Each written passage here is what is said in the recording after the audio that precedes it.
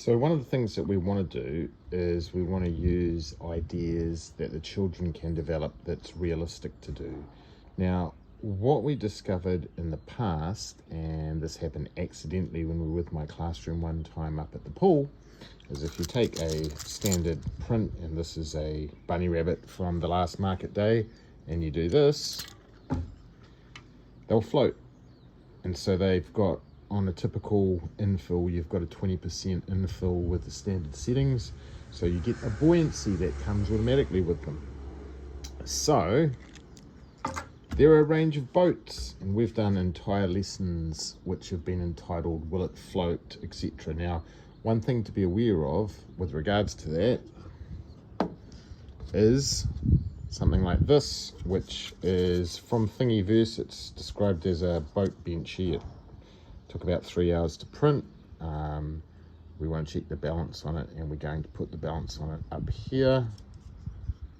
Look it in the water. It'll tip, and it'll tip because it will not have the balance on it that it needs, and it will go in. So it's not really going to work. But one of my market day groups found these, which are small little prints like this, octopus kind of themed. And what they've done is that they've figured that they can make them into bath toys, and you can see when you drop them in the water, they're going to bobble. Now, they don't float perfectly, but actually they felt that that would be okay, or that would be a good idea to keep them like this. And they've done some testing. This is half an hour to print, so it's not particularly long, fairly realistic. They've actually upgraded it size-wise. That's one with just a metallic filament, same design or same family of design. They found these originally on Thingiverse. I'll just drop this one in. The good thing with this is, with this basic design, they feel that they can replicate this or create this themselves.